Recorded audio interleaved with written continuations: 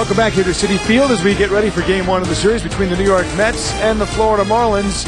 And the road trip continues here. We're with John Malle, the Marlins minor league hitting coordinator. We've had a chance to be with the big club here. And I know you're having a good time here with some guys that you worked with and also just being around the scene here as Wes Helms looks on.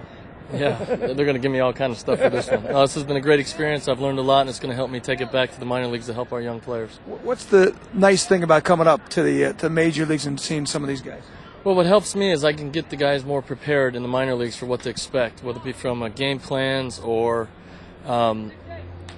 pitching routines, that how guys are going to pitch guys, and everything that takes to prepare to be a major league player on a day-to-day basis.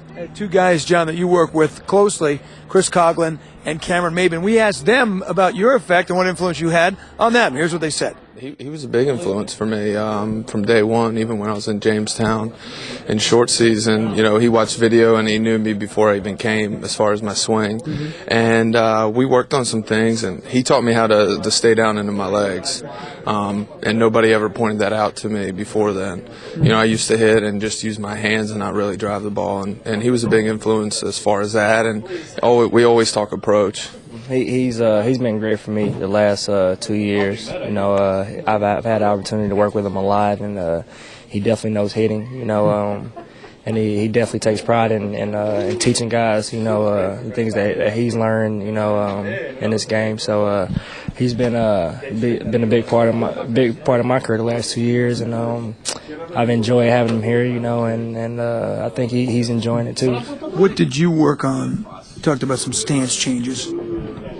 We just went back to doing things that I used to do, when I was with Detroit and when I came over here and, when I was drafted and just kind of refining things and getting back to the basics. So, he was there to help me do that. So, definitely a lot of appreciation goes out to him to help me find that, that comfort zone, so to speak. How about working with two guys and when you see how well they've done up here? Great athletes. They made some adjustments when they first signed, and Cameron made some adjustments. I think the biggest deal with Cameron is just learning the big league experience.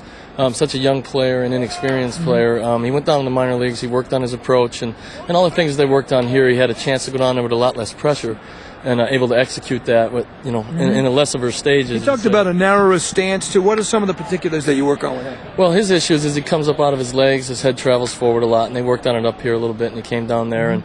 And you see when he keeps his head stabilized, his pitch recognition improved tremendously. And when you swing at good pitches and you can hit, you can be a good hitter. And one thing Chris Coghlan talked about, John, was using his legs more. He said nobody ever taught him that when he was coming up in baseball before he got to this level. Talk about that and how important that is, using your legs to use your power and get the ball hit hard. No question. When he signed, he would stride early to his toe and he would push in front of center, and both of his legs would almost be extended at the point of contact. And we got him to understand. We put a little coil in and got him to learn to drive his back knee down in the ground and get some resistance on the front leg and get some push on his front hip, which got his backside to come through and really helped him open up the whole field. Because when he signed, he was an inside-out guy, which isn't bad. But he had trouble getting lift to the ball in and had a little trouble with the ball in. And by using his legs and staying down in him, he was able to stay behind the ball, and now he's opened up the whole plate where he can cover the entire plate. And when you see the success these guys, Coughlin's been on a hitting streak now, 14 games.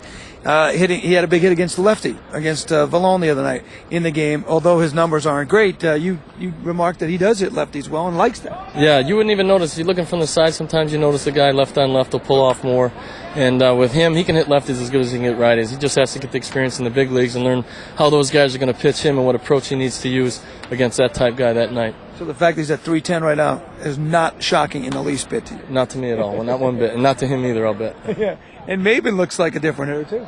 Maben's a different, again, his experience. The more at-bats he gets, and that's what teaches his game. We can teach him how to prepare, but the game teaches him how to perform.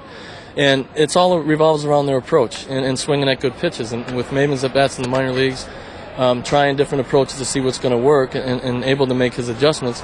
Once he shrinks the strike zone and his swing is flattened out and gotten a lot shorter, he's going to be able to get to his potential, which could be huge.